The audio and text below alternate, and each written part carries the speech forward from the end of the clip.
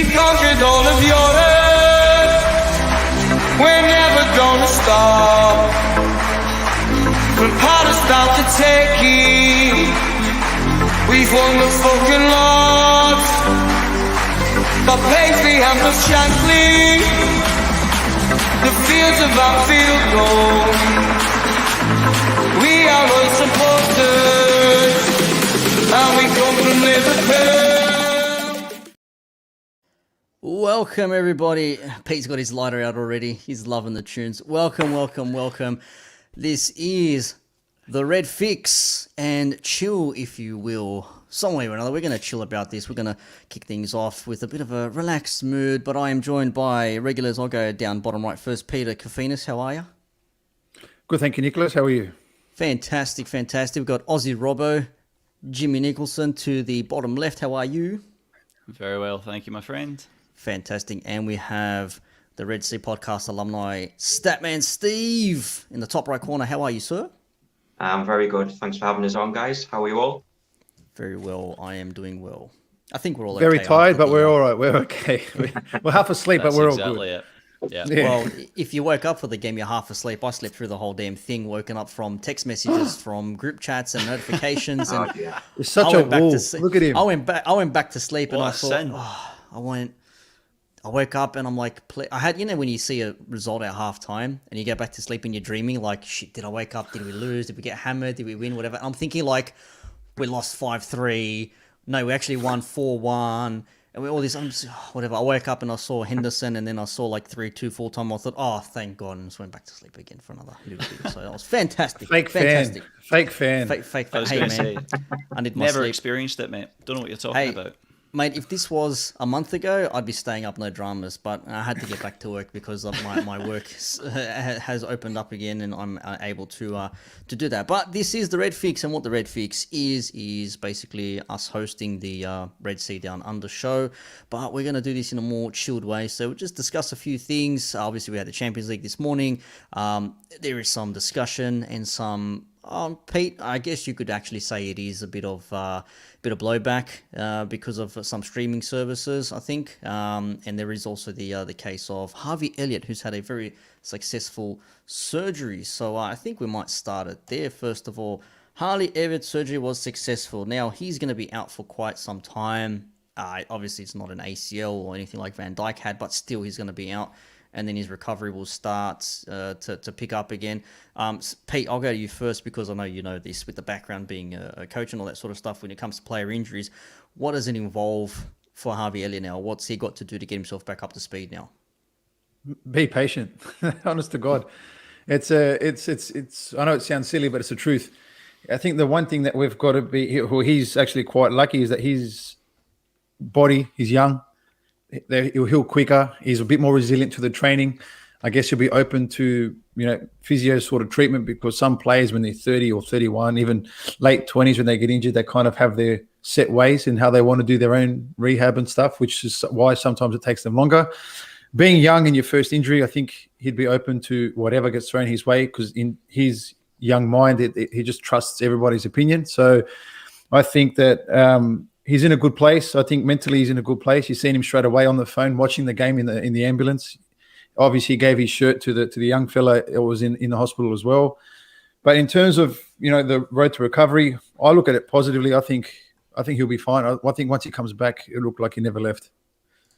Yeah, seems to be the go. Statman Steve, I'll go to you next. Harvey Elliott, he was looking good for us. Obviously, he was starting 3 games in a row, and even us ourselves, we were having scratching our heads saying, what's going on with Curtis Jones? Henderson can't even get into the team now. What's the situation here? Started well, had that horrible injury, and to his credit as well, he's actually said that it wasn't, I keep forgetting the Leeds player, said it wasn't his fault, it was just a freak accident. People may be a bit divided on that. Red card's going to stay, and Klopp would not be happy. I don't know if Klopp's actually said to Harvey, it's like, mate, are you serious? I just lambasted the player and thinking that it wasn't a red card. Now you're saying it's not a red card? Like, what's wrong with you? But I'll go to you. Harvey Elliott, like, does this put I hate using the term spanner in the works, but where's our midfield go from here now with Harvey out for 6 months? At least. Yeah, well, the good thing is obviously we've got options, like you said. There's Curtis Jones, Thiago, Naby. that there is options there. I do feel sorry for Harvey Elliott. It was one of them freak challenges, but you just have to ask yourself, was it a challenge that was necessary? He was never, in my opinion, going to win the ball from behind. I think it was a dangerous challenge. The way that they set the rules, was it reckless? Yes, it was reckless. Was he in control of the ball? No. So the referee, in my eyes, had no option but to obviously send him off. With regards to his surgery, it seems like it was quite a clean break. So obviously that's all been put back, and he'll just start his rehabilitation now, light physio, and so on. But I do feel sorry for the lad, because he was starting off well, played really well in the games that he's played, and obviously Klopp trusts him. So yeah, fingers crossed. I'm sure he will come back. He's got youth on his side, and I'm sure he'll come back bigger, stronger, and better. Yeah, it sounds about right. I mean, Jimmy James, tell me. I think we spoke about this the other day, but just for the Redfix folk out there now, because this is going to be a big hit. It's going to be a fantastic collaboration. Everyone, we're going to get lots of people in this together. Tell me though, would Harvey Elliott have started or played a part in this game against AC Milan this past morning for us, or would he have just been left out altogether if not for his injury? Yeah, I think if you put injury aside, I think being the first Champions League game of the season, first Champions League game in a long time, with the fans present as well. Whether Klopp would have picked him or not, I'm not 100% sure. I think Klopp was going to go for a bit more experience, particularly on a game like this against a side like AC Milan. So probably would have been a game that he would have sat out of, but probably would have set him up better for the weekend.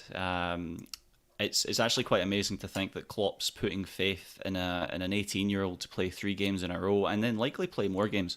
We've seen so many players come into Liverpool, not necessarily for the youth ranks, but from other clubs who have got a lot more experience, a lot more under their belt at this stage, and they are still waiting 3-4 months before they're actually starting to get any sort of run in the side. I still remember when Fabinho came in, and it was a very long time before we actually got to see him on a regular basis. I know obviously Harvey Elliott's been at the club for a while, but he's been out on loan, he's been going through the youth ranks.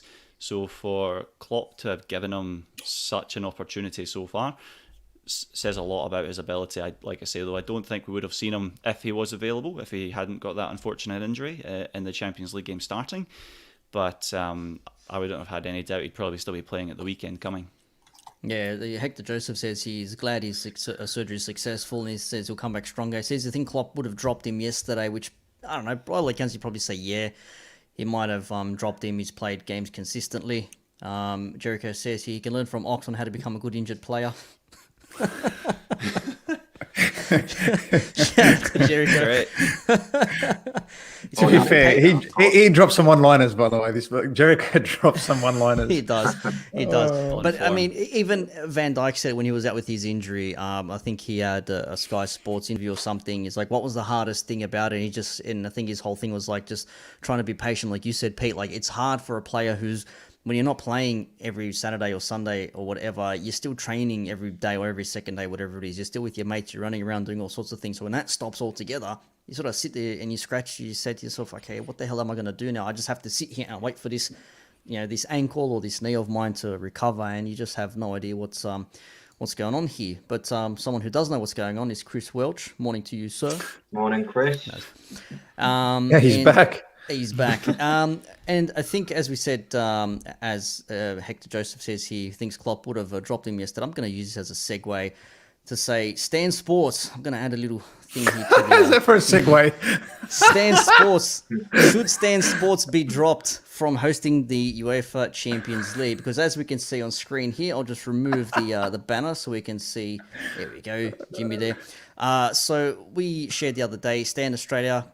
Effectively, they're forcing football fans to subscribe to the entire service. So you can't just have the sports on its own. You have to have the main service, and then you have to have the sports package on top. And for those who don't know, who are not within Australia, Stan is another streaming platform like Netflix, crossover shows, Australian-only shows, and other bits and pieces, whatever.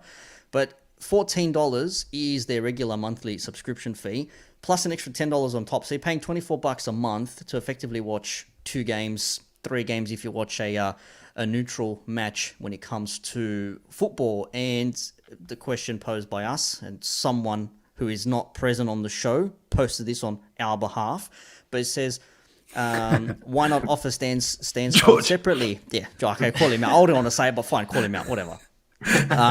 George basically tweeted it and basically says, because it's owned by Channel 9 and Fairfax, it says they've never given a shit about football, now they claim to care, piss right off. Why not offer it as a separate thing altogether? Like, if it's $10 a month, I don't think there's a problem here, because, and this was my sub when I went to get back on there. So so it's $14 a month, and then you get $10 a month, but they give you a lovely 7-day trial for free.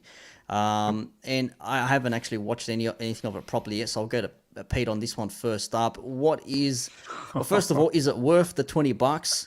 Is it worth the $20? And if not, what is the streaming like for the football on that side of things? I'll start off by saying they completely messed it up by having. I've got to be careful how I speak here because there could be a conflict of interest. So, but having two people on the show talk during "You'll Never Walk Alone," like people watch Liverpool play who aren't Liverpool fans just to hear "You'll Never Walk Alone," and then they can turn it off because they're not fans. Because mind you, I know this is not on the topic right now, but the fans were electric.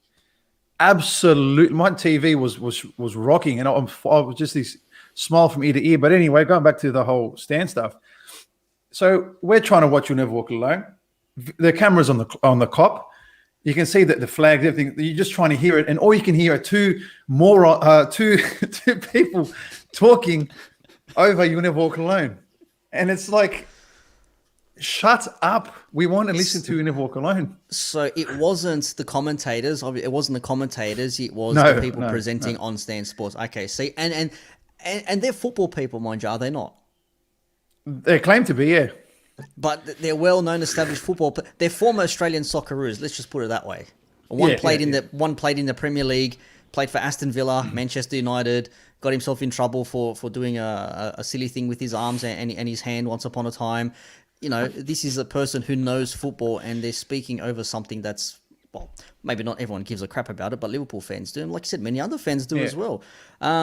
Mr. James, I'll go to you next. What was, like, we all got used to Optus Sports, right? And everyone's still skeptical on Optus Sports. Optus Sports was, okay, no one's ever had football in this country the way Foxtel used to have it. And Foxtel used to have A-League, so Australia's Premier League equivalent, whatever you want to term that, and then you had Premier League right after all night, and that's how we knew it. And then when Optus came in for the bid, they won it, and it was very sketchy.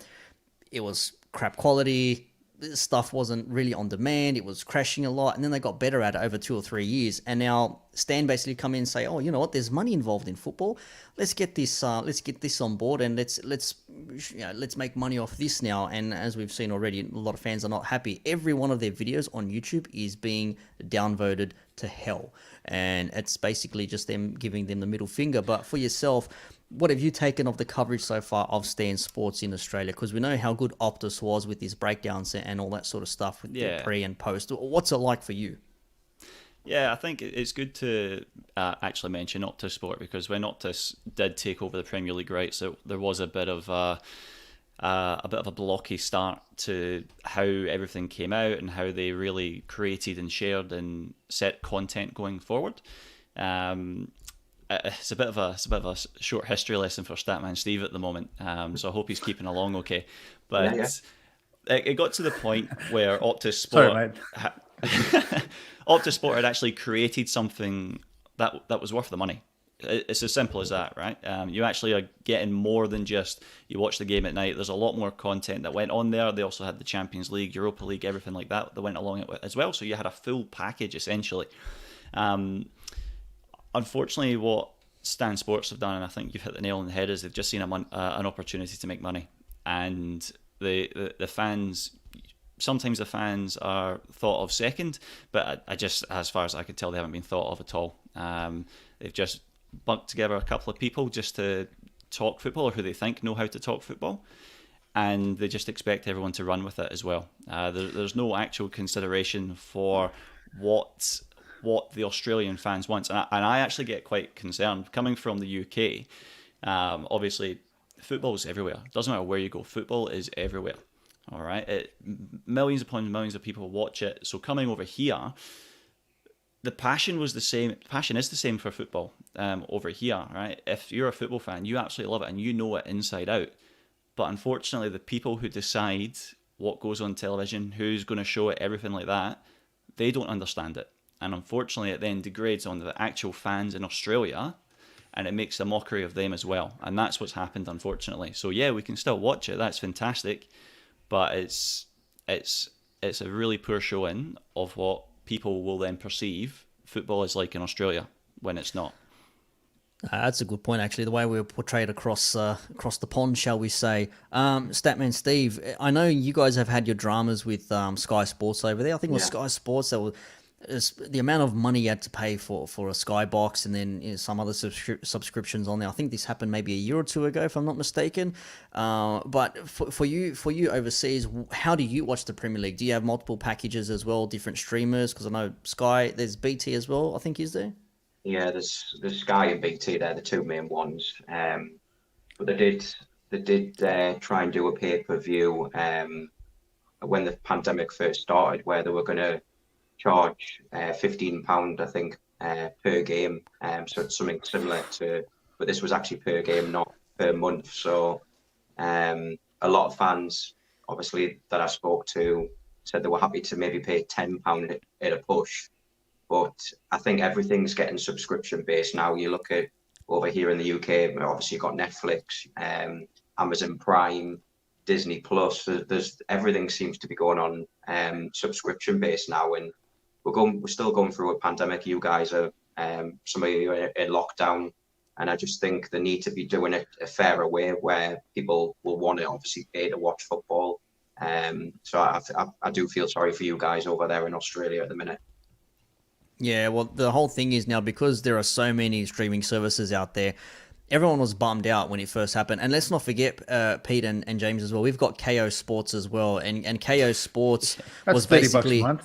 Yeah, that was basically an offshoot of what Foxtel had, which was our equivalent to, like, I don't know, Sky, shall we say. It's got all your soap operas, your movies, your documentaries, your news channels, all that sort of stuff, like cable TV effectively.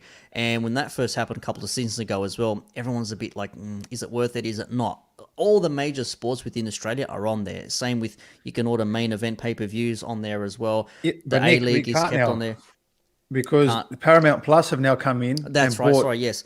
The Australian football in terms of soccer. So now to watch the A-League, if you want to watch the A-League, you've got to buy Paramount Plus. Correct. Yeah, they moved it from there as well. So that's another thing we need to consider now. If you watch the rugby league, Formula One, basketball, AFL, or whatever it is, even I think the Scottish Premier League as well, that's on KO. Now you have to also buy Paramount Plus if you want to watch the Australian game, if that's what you follow. So it's just becoming ridiculous now. People are spending upwards of $100 a month just so they can do subscription fees. And excuse me, Chris Well says it's all about the money. It's all about the Benjamins, man. And he also says here that Sky Sports and BT want your money. With the most pundits on there, I'd rather listen to Busted Toilet Flush. He'd rather listen to the Red Sea Down Under. That's what he'd rather do. 100%. That's why he's here. That's why he's here. So that's why he's happening. Here.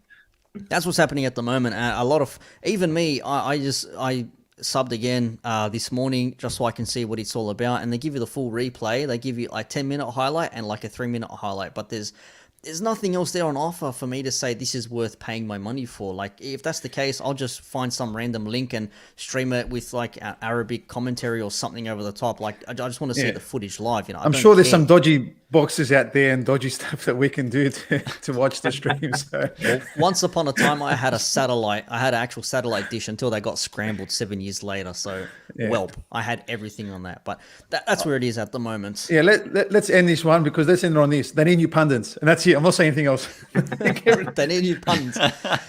Fuck them off. Yes, anyway. For Australia, it's terrible, man.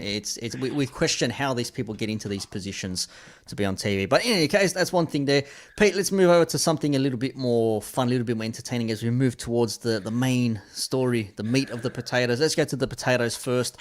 The LFC youth team, they took all 3 points against AC Milan this morning. 1-0. Well, some of them played like potatoes, actually. So, except the goalkeeper, my God. So, no, look, I love watching. So, obviously, with LFC TV, I get to watch the under 18s, under 23s, because that's a heavy interest of mine, because that's the age group I work with. The 16 to 20-year-olds, the ones that, the next in line, so to speak. So I have this huge interest in watching that age group. So when I found out that the one good thing that Stan have done is show that the UEFA Youth League. So when I found that we could watch that, I watched the Barca Bayern Munich one the night before, and I obviously watched Liverpool vs AC Milan. And we saw the likes of Cade Gordon was playing, Musialowski, Kometio, Owen Beck. Trying to think of some other familiar names that most people would know. There was Connor Bradley as well. Yes, Connor Bradley, Morton, the captain. Tyler Morton, yeah.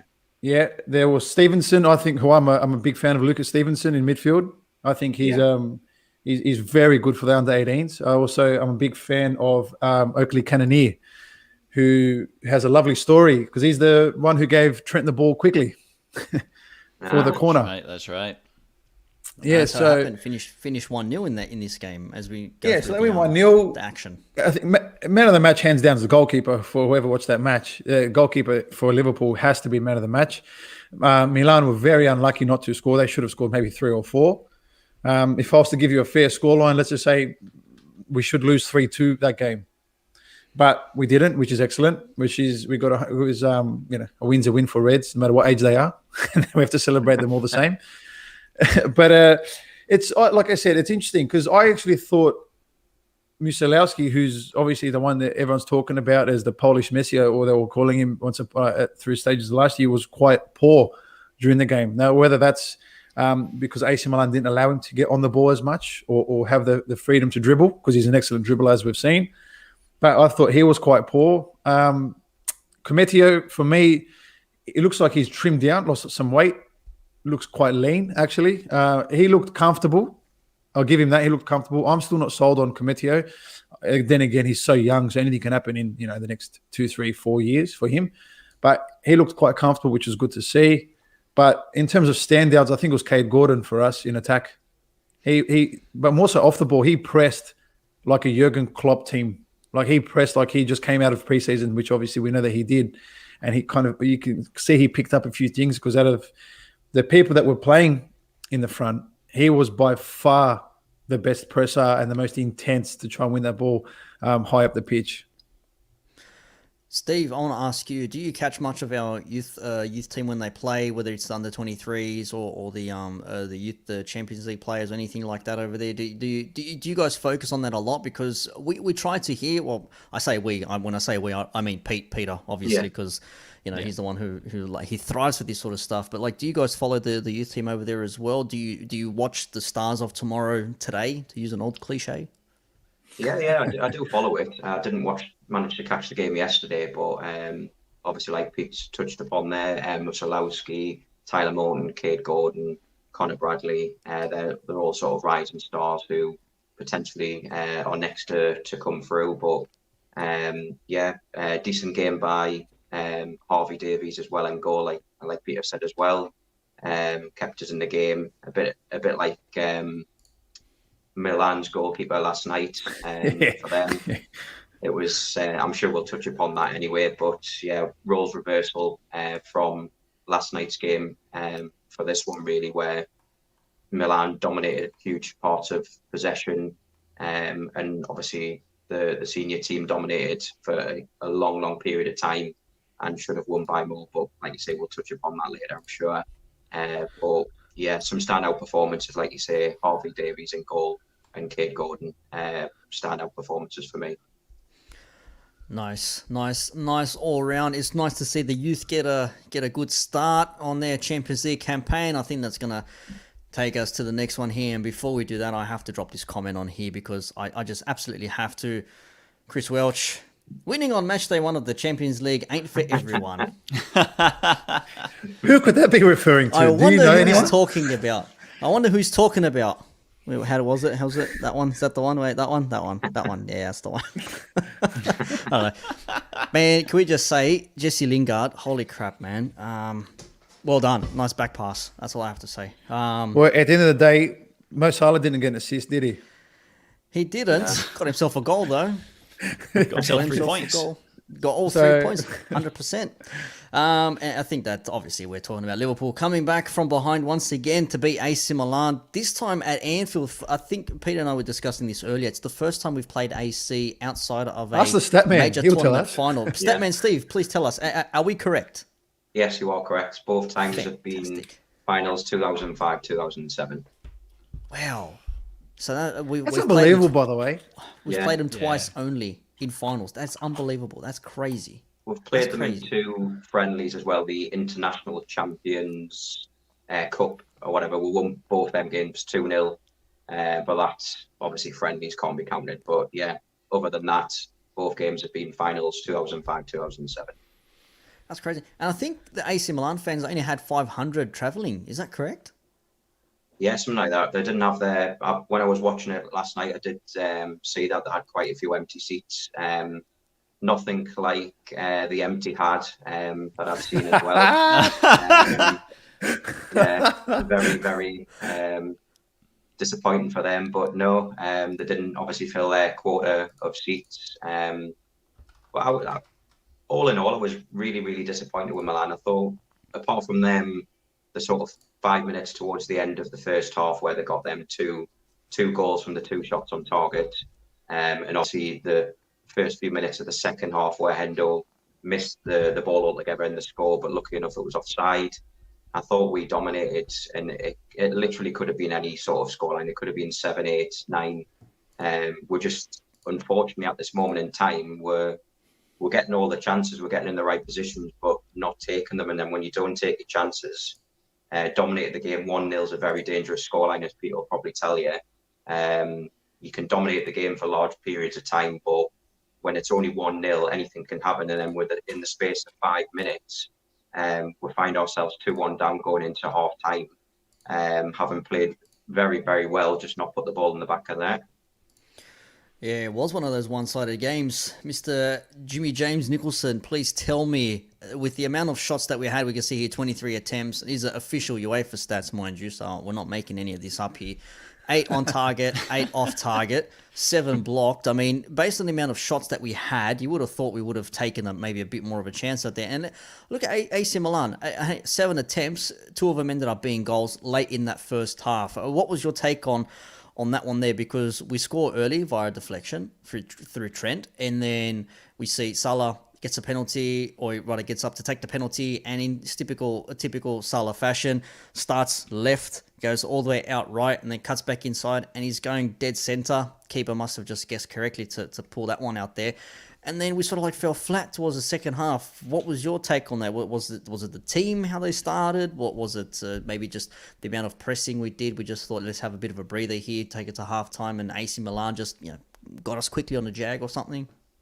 Yeah, it was an interesting one, because we said on our previous pod we need to have a really strong start really fast, and we need to come out the blocks heavy, and we need to make sure that we get the goals and that we sit comfortably, because it's a Champions League game, and AC Milan, if they want to be difficult, they will be difficult, and they will make us suffer when we don't expect it.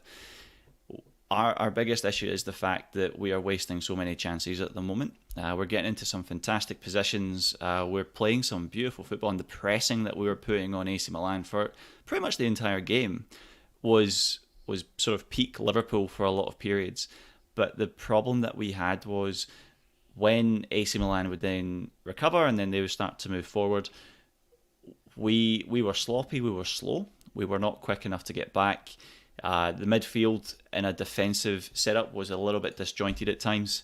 It was almost like we almost got so carried away pushing forward and pushing for obviously goals that we just ended up getting ourselves caught out, and that's how AC Milan got us real quick with 2 goals before half time. I've seen a few people try and call out Joe Matip to be blamed for both goals.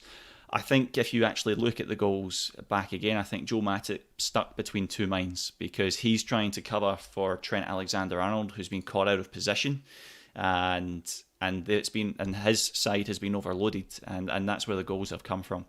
But we said it again, it's a Champions League night, isn't it? And what happens at Anfield on a Champions League night, you can't make it up. You can't write this stuff down. You can't script it, nothing. And 3 minutes into the second half, everyone's favourite, Divock Origi with a world-class assist, and Mo Salah putting the ball. What are you laughing at? I'm being serious, right? Oh, it's on Peter's reaction. Oh, we'll Do anything. Oh, can't wait to hear what Peter's got to say in a minute. But Divock Origi, he's trained all pre-season to chip the ball over the shoulder of a defender, and Mo Salah gets the goal. And then he did. I'm telling you.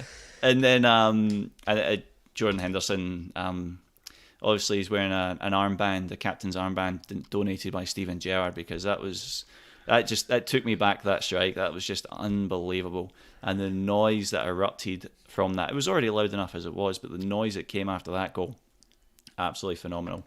But yeah, it was one of those performances. On paper, it looks like we absolutely dominated. Most of the game we did dominate, but there was just parts where we allowed ourselves to be caught out, and that's what punished us before half time.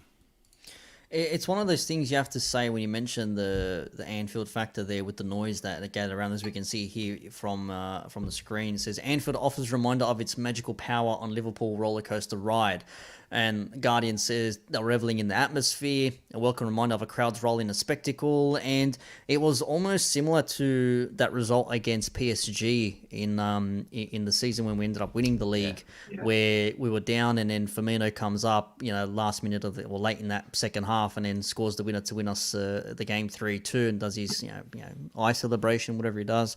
And that's when we had a bump in crowd in, and the crowds are back again. And we said it the other day, we haven't had a Champions League game in 18 months or whatever ridiculous it was. And all of a sudden we actually see that a full house Anfield under the lights as well, because we know European nights are very special to us, and we can see another good showing of what a crowd can give us playing in front of them for the fans. So, Peter, I ask you, I know you've been vocal about the atmosphere and the crowds at Anfield. Yeah. Do you think this game turns to absolute shit like it did in pandemic season when there are no one's in the stands? Yeah, I think so. I think what we saw last night was that feeling of, what's the word now I'm trying to look for? Just something that extra element that you can't see. So like that universal push. That pizzazz. Yeah, that universal push, spiritual, whatever you want to call it. It's something that we saw most definitely. Oh, just as there you go, Hector Joseph. But like, it's something that I've felt that you could just. It's funny because you come out second half and we're texting all each other, and we just said straight away like, don't worry, Salah's going to score anyway. Or we just knew that we're going to come back. I don't know. I was actually calm, even though we're down 2-1. Just going back off what Jimmy was saying about the goals, I actually, before you blame Matip or Trent, by the way, the whole Trent thing for me, I'm still not understanding. But I look at the midfield. Not be able to track their runners. Because on both occasions, midfielders got in behind and made that third man run that we talk about so much in our shows that we wish our midfielders did more of. So that's something that we needed to be aware, because their midfielders literally ran right past our midfield and got involved in the play. So I think before we start pointing fingers, I think it comes down to what Klopp said perfectly. I think Klopp said when we were organised, we were brilliant. It's when we weren't organised, it was up and down. And clearly in for that 6-minute period, we weren't organised, and that's all it took for us. So I think we need to look at that and hopefully fix that by the next Champions League game, because maybe I don't want other teams going, hang on a second, if this is one thing that we can do to hurt Liverpool, then why not? Because not every game is going to be at home, by the way. Yeah, we as well, isn't it? So. Yeah. We saw that in the Premier League as well when a team found a way to nullify us and jag a 1-0. It's like, okay, well, let's just do what they did. And some did it better than the others, and some just couldn't because we were just better than them. But at the end of the day, you've got yourself a win. Like we've said here, like Chris says again, like, wasn't perfect, but we got the win. That's all that matters. And you know what? There's nothing like getting a win, being a Liverpool fan. Almost doesn't have to be the hard way, but it's got to be the frustrating way. And I think that's, you can sum up like this game in patches. It was frustrating because we've said their goalkeeper was outstanding. He was like, every time there's a goalkeeper coming to Anfield, he's got to step up. And without Donnarumma there, who's at PSG now, and how Messi, Neymar, and Mbappe only managed one past Simon Mignolet, like all hail Simon, like honestly. But when he's at PSG now and another goalkeeper's come in and Magnan, however you would pronounce that name, he's got a big, obviously not his debut maybe, but he's got a big boots to fill in Donnarumma, who was there from a 16, 17-year-old. So it's not a bad showing when it comes to when you see other players come to Anfield, and it's like, well, if they can do it at Anfield, what's to stop him doing it elsewhere? You know what I mean? Every goalkeeper comes to Anfield and turns into bloody Spider-Man. So I don't know how it happens. It's just, it's so frustrating. But you know what? It's part of the fun. Again, I don't think Liverpool versus AC Milan can be a normal game. I don't think it's allowed to be. So when we play them again, you know, in San Siro, I'm not ready. I'm not ready. I actually can't wait for that game, to be honest with you. Van Dijk will be back. Yeah. Yeah, I think Van Dijk would have started if it was the last time played, by the way. So exactly, there you go. Jericho So says. Yeah.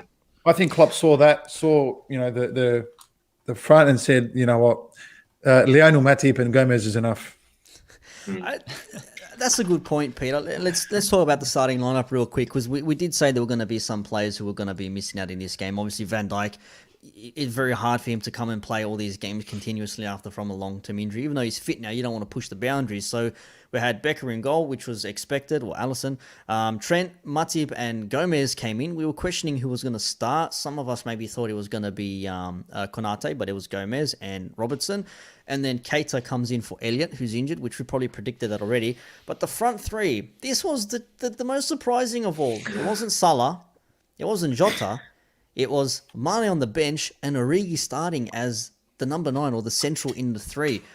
Steve, tell me, what do you think was Klopp's action in starting Origi, considering we haven't really seen him at all this season thus far anywhere? And he comes up and he gives a lovely little assist that Firmino would be proud of. Yeah, maybe it's something that he generally always says when someone starts. It's something that he's been doing in training all week. He sees it. Obviously, we don't. Obviously, I wasn't expecting Origi to start. I was quite shocked at that, especially when he couldn't even make the bench against Leeds. So, if anything, I would have expected Origi to start against Norwich in the League Cup next week. Naby, I thought he did have a few decent spells, but I thought overall his performance was quite poor yesterday. I thought Thiago, after he played so well against Leeds, I thought he would keep his position. And it's all about momentum as well. Obviously, Thiago started really well against Leeds. You want that momentum to carry on against AC Milan. I thought it would have been a midfield 3 of Hendo, Thiago and Fabinho. I wasn't too shocked about Gomez starting, like you said there, Nick.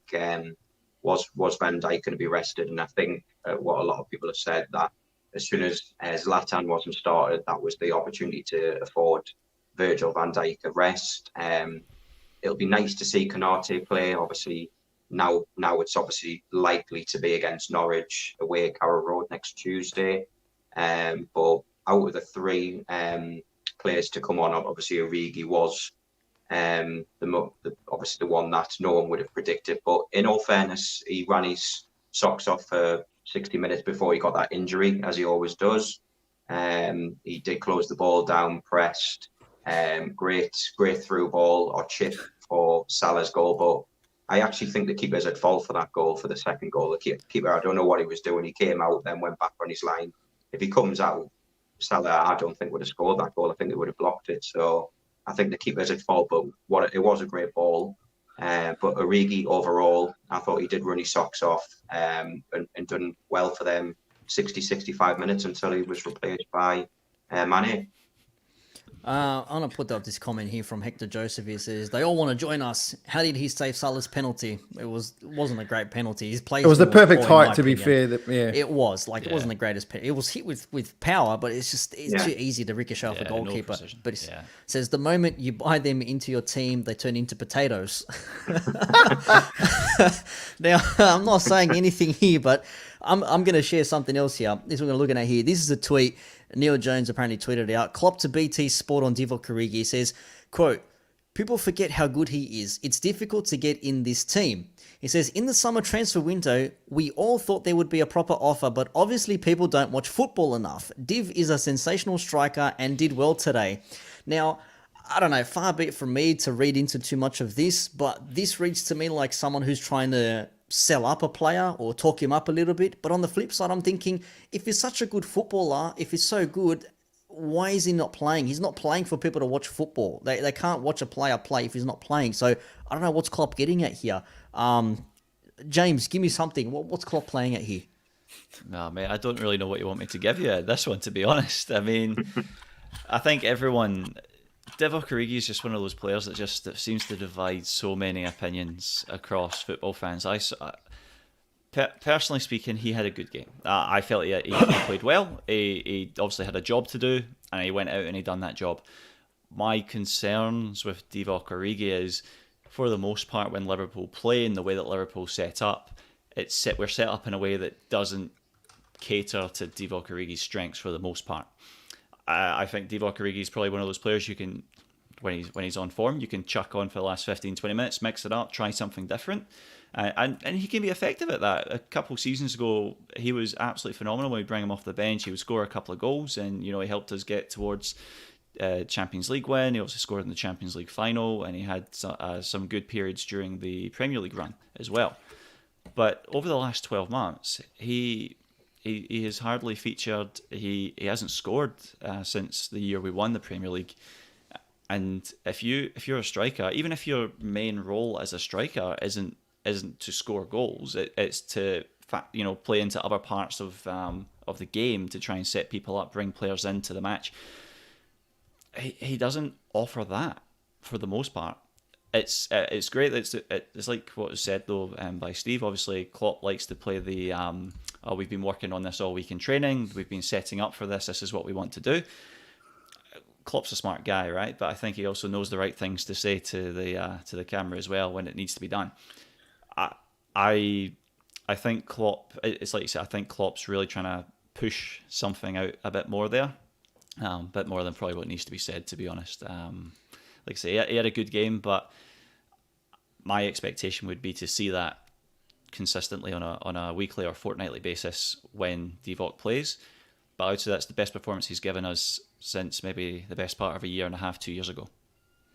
He did have a decent game by all accounts, and he did come off injured, which is fair enough. But I mean, I just find it odd how we have a player who, yes, people will say they admire him or they adore him for what he's done for the club and all that good stuff. I'm not putting that away from him. But for a player who has not featured in the Premier League as such this season, who didn't have the best of seasons last year, for him to come into a starting lineup straight away off the bat against AC Milan, who, as we saw, could have turned us over if we didn't have luck on our side, shall we say, and the Anfield noise or whatever.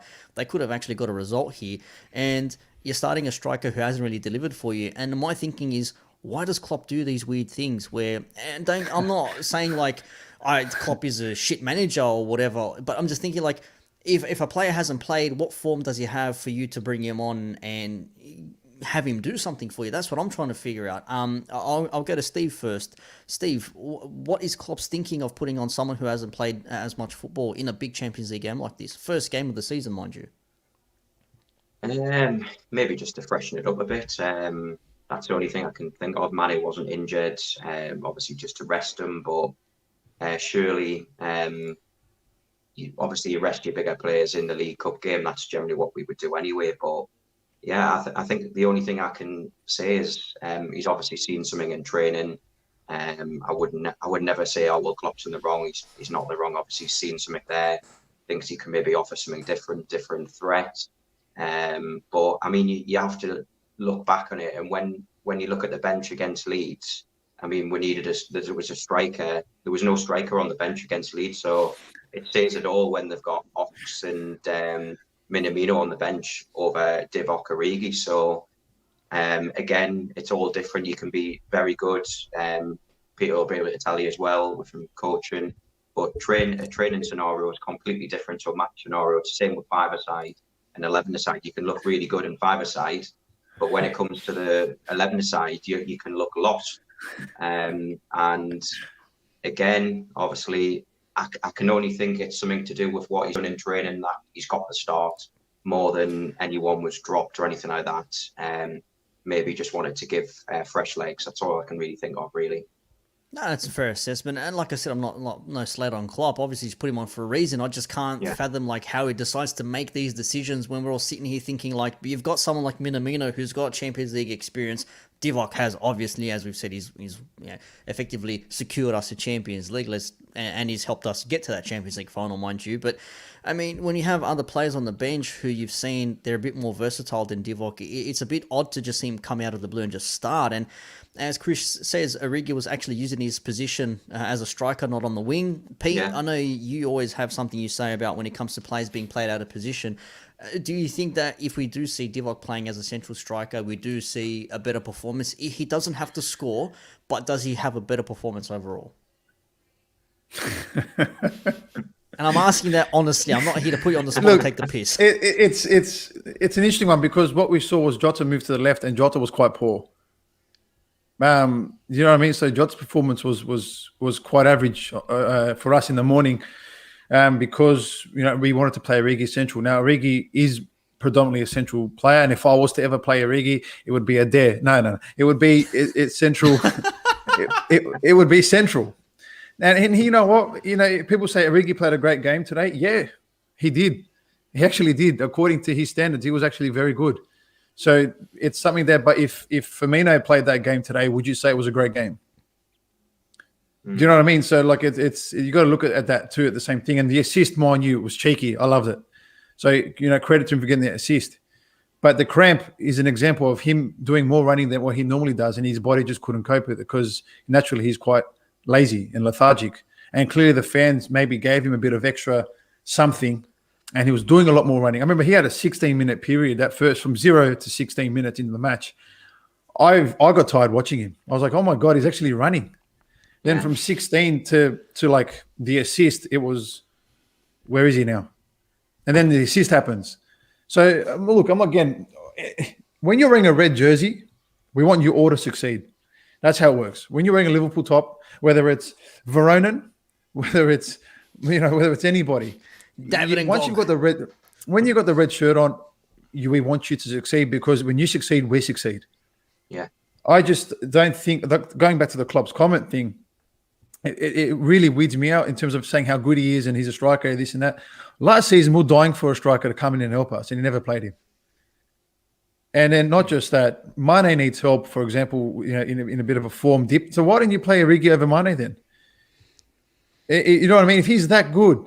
But Klopp's also, like, I love Klopp because he does this. He's so smart, because the week before he comes out and says, Oxlade-Chamberlain, his qualities you can't buy in the transfer market. He's the next false nine, whatever. A chance to play him false nine today. Don't do it. And then there's the other one. He said, Minamino has never looked as sharp as ever been at the club. Wow, he's killing training. Yet we don't see him get put on. Yeah, where is he? I know he's been injured, by the way. I know he was injured, but prior to that and now after that, we'll see. So I think Klopp does that purely because that's why everyone loves him so much. He knows how to make a player feel 8 feet tall. So when Jurgen Klopp comes out and goes, if you don't know, if you don't watch football, you don't know how good Origi is. Well, we've been watching football long enough to know how good he is, because you don't play him. And no one wanted to come in and buy him for 15 million. So I think that kind of also says his level. But at the same time, as Jimmy said it perfectly, if he can come on for 15, 20 minutes per game and just change it up and offer something different, then job done. Yeah. I'm sorted with that, because that's him. He's clumsy, he's lanky, he's lucky. He's got, he wins corners. He does all these he does all these things that that could be different in a match. So at the end of the day, if he can offer something different off the bench, 15, 20 minutes here and there, then good luck to him. I think there is one thing he's saying in Divock Origi. Like, a lot of people slag him off. A lot of people say, "Oh, it was his fault for like one of those goals because he didn't press going in the forward line or anything like that." But look, as I said, like Pete summed it up nicely. We want if you're putting on a red shirt, we want you to do well. It's not that we don't like you. Like, obviously, you can see players' levels when they're on and when they're off. And my whole thing is, it's just odd. If he brought Origi on for like 15, 20 minutes at the end of this game and he gets an assist, you'll be saying to yourself, holy shit, man, Origi, nice job, Klopp. Bring on Origi, gets an assist, we get a goal out of it. You know what I mean? It's different when he starts and he's trying things in the game, but for some reason it's just not working when we probably have someone who is match fit, who has played already, like a Chamberlain. If Klopp wants to do this false nine business that he says he always wants to do, it's a very tricky situation in that. And again, that's why I'm not a football manager, because I'm just an armchair pundit, like pretty much the majority of all of us are. Pete's the only coach here who actually sees this stuff and sees the tactics on there. And Steve would know through the stats as well how good of a player is or how good they can be based on their performances, how many games, the return of assists or goals or even contributions and things like that. So it's just hard me, to really. Yeah, just me. I just saw. Armchair fan. Yeah. I just saw Chris Welch's comment, by the why way. not? Which one? He's got a few on here. Yeah, here we go. No, there was Peter's one. You know hiding this his one. That video one. posters.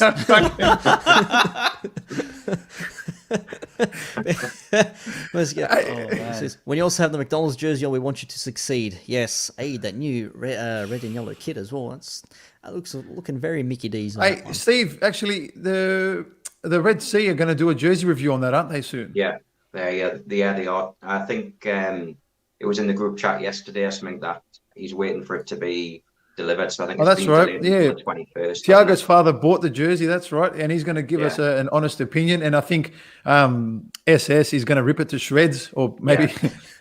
So it's going to be interesting, that one, actually. So for those who want a really honest opinion on the jersey, tune in for the jersey review. SS not a fan, is he? shocking. Nah. It looks like something you'd wear in like a 90s, 50s diner, let's be real here. If they had a bit more red in it, I would say, yeah, that's actually not too bad. Maybe it's a bit too bright of a yellow, but I'll let the team doing the reveal handle that there. But just a few more comments before we wrap things up. Chris says, if Origi is still here, we may as well use him also in a proper position, which is true. And Jericho says, that was Origi's first and last game this season. Yeah. Remember when Tsimikas used to play for us? Yeah, That was remember? 2 games, and that was it for the season, That was it. 21-22 season. Thanks for the memories, Tsimikas.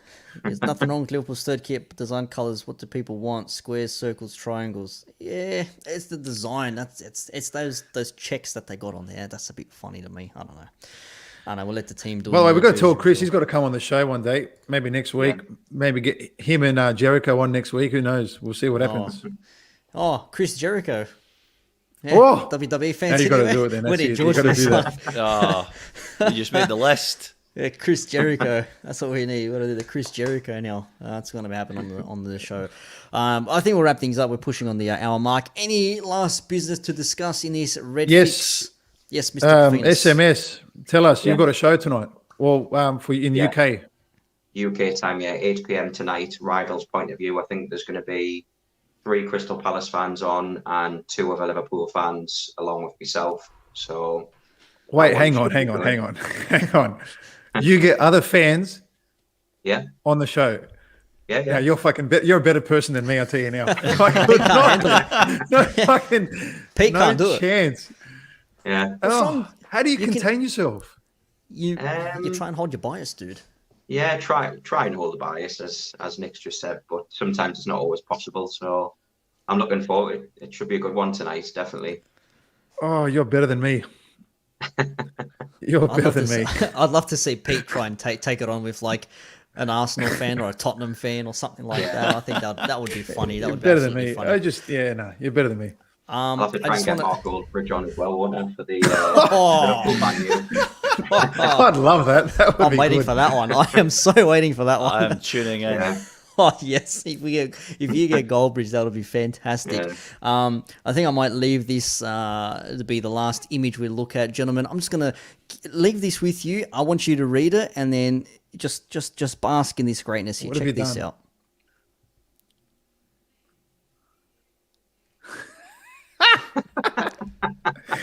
Pep Guardiola actually said that. He asked for the fans to come to the stadium because they need the people next Saturday, please. He's pleading with his own fans. Apparently the Even best team happened. in the land can't even fill their stadium. Terrible. That's what he says. Unbelievable. That's what's absolutely happening. Pleading with fans to turn up to a home game, like that's levels. That is absolute levels. I can't Didn't they believe only that. get like 5,000 for when they won the Premier League? Didn't they only get like 5,000 come to that as well? So I'm sure it was something diabolical like that. Whereas Liverpool get $750,000 for the Champions League one, so it just shows the levels in fans, you know. Unbelievable. Like, hey guys, can you please come and watch us, please? Please come and support your team. That's a shambles, crazy. man.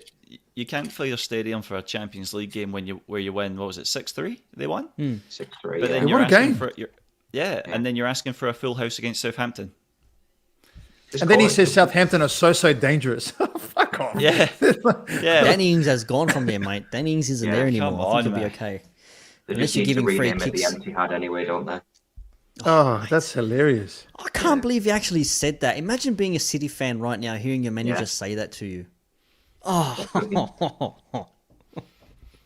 You'd expect wait that from to like an MLS, and something maybe third division, because they need the ticket prices, obviously to make money for the club, etc. You wouldn't even expect that in Australia, by the way. That would never even happen here. Yeah. We get 30,000 a game and stuff. When the big matches are on, you don't ever hear an Australian coaches say, "Please come to our game, we beg you." Like, fucking hell. they say something like, we want the support of the fans. We need all the fans there. They don't deliberately come out and say, "Yes, please come to the stadium on Saturday and watch us play, please." They'll say, "We need all the fans out in force, support us," all that sort of stuff. So, but Klopp says that. Yeah, Klopp says that. He goes, I want Anfield to be alive today. All right, we get it. That's the message. Yeah, but not big fans to come to the please stadium. Exactly. This is Peter, Southampton dangerous F off. When we play Southampton, we don't win. Peter the jinx. Hey man, we're meant to be friends here. You can't turn on me. You can't. You're gonna eat your own words, man. You're gonna eat your own words, boys. I think we'll wrap it up there. I think we'll say our final goodbyes. First off, thank you very much to Statman Steve for being on the show. No problem, boys. Enjoyed it. Really enjoyed it. I'll come back on whenever you want. 100%. And once again, when is your rivals talking points?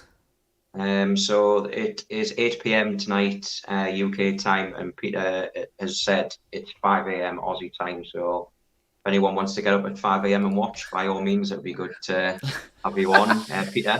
By all means, get yourself up. Oh, fuck. Depending on the game, yeah. 5 hours sleep for Peter. It's gonna hector Jones. That's what happens when your team is not a traditional team. Pathetic. Oof. Oh, Nick, we also have the training ground. A change of time this week for the training ground, as George, my other half, is busy at the moment. So we're going to do training ground. Will be released Friday morning in the UK at 11 a.m. Right. Something like that, I believe. Or that's about 8 p.m. our time Friday night. So just in time, within 24 hours of the game, to get all the, I guess, insight, hopefully, that we get this one right again. So we'll see. Fingers crossed. Fingers crossed. Brilliant. Looking forward to so it. thank you, Peter. Mr. Jimmy Nicholson, thank you very much for joining us once again. Thank you. Pleasure as Fantastic. Good show as always. And this is the Redfix. So don't forget, we have our match debate, which happens on Monday. We all come together and we match debate together, and we discuss the game that was on the weekend. So evidently, we will be match debating on Monday once again after. We'll see what happens. We're all going to match debate. We're all going to come to one conclusion. So fantastic. Anyways, I'm going to stop talking now. That is it for myself and everyone else.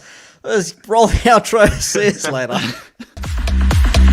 Tell the world we are Liverpool, champions of England. We've conquered